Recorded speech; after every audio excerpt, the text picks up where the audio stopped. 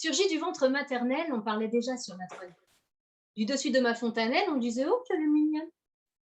Du quatre pattes à mes deux pieds, on m'a dit « Vive et en éveil !» Puis je me suis mise à parler. On m'a dit « Tu casses les oreilles !» Pour étouffer ma bavardise, je me suis tue, sans plus tarder, ça évite qu'on me contredise. C'est timide qu'on m'a appelée. Dans la cour de récréation, j'ai voulu faire les 400 coups, mais une nouvelle imitation m'a jugée un peu trop casse-cou, alors je me suis assagie, m'amoindrissant au minimal. Une enfant si calme, a-t-on dit, ce n'est tout de même pas normal. Voyez comme on parle de moi, de lui, de l'autre, de celle-là. Voyez comme on parle des heures de ce que l'on ne connaît pas. Ado rebelle, à l'âge ingrat, j'ai été tout et son contraire, à la fois drôle et rabat-joie. On me disait polie, mégère, pour un tel j'étais glamour, pour une autre superficielle, et puis passé 2 ou 3 jours, j'étais une grande intellectuelle. On m'a traitée de prétentieuse, puis de modeste à l'occasion, brillante, naïve, orgueilleuse, ça c'est la vie de Tartampion, généreuse, enjouée, mollassonne, fière, audacieuse et susceptible, petite, boudinée, maigrichonne, instable, égoïste et sensible. Moi, je me suis identifiée à ces intitulés marteaux. Je me suis même demandé si j'étais pas un peu schizo. Voyez comme on parle de moi, de lui, de l'autre, de celle-là.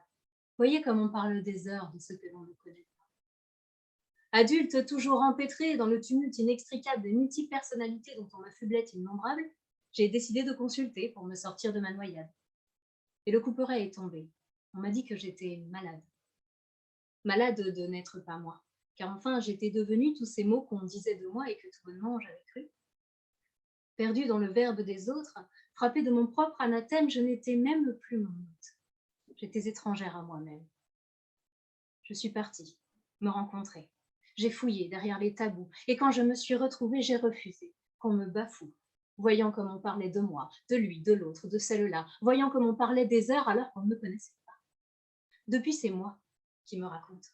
Je ne laisse ce droit à personne. Je n'ai pas peur, je n'ai pas honte. Quelquefois même, je m'impressionne.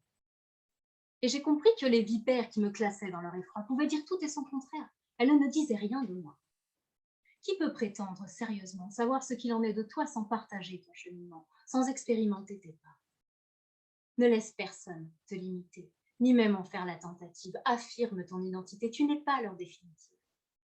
N'écoute plus jamais le vent des mots qui l'encensent ou médisent. Tu n'es rien de ces jugements. Tu es bien plus que ce qu'ils disent. Merci. Ouais.